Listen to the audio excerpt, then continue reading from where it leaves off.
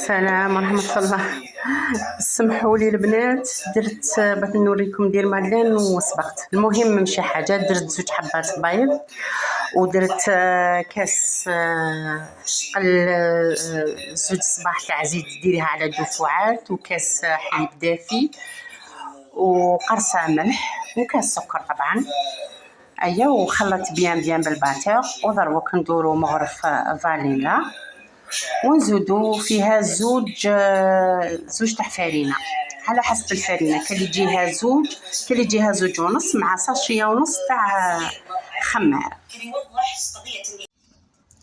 هيا كنا الفرينه الكاس الاول ونشوفو. وفاني قادره تنجموا ديروا لي بيبيت تاع الشوكولا ولا زبيب ولا كل واحد كيما يبغي هو. هذا هو القوام تاعها.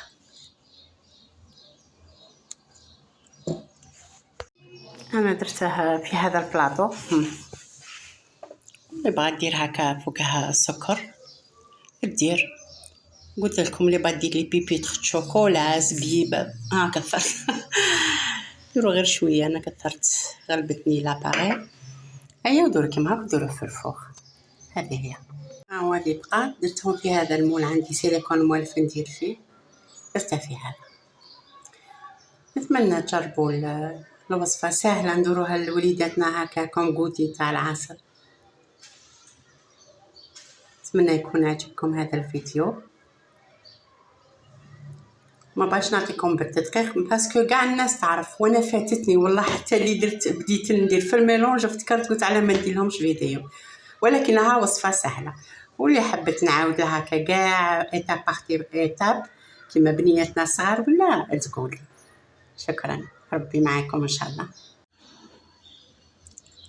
شوفوا كي خرج راه حامي، خرج علامه.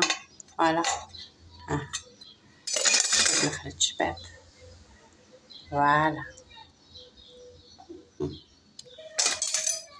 ما شاء الله.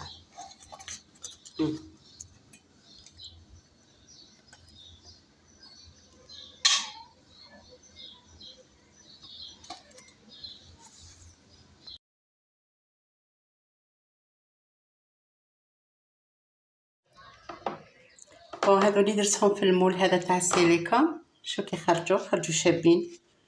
فوالا كيما انا خرجوا لي 12 حبه بصح كبار. كيما نتوما من في هذوك تاع المكان قاعدين يخرجوا لكم حتى 24 حبه. نتمنى يكون عجبكم الفيديو. تهلاو في رواحكم. شكرا.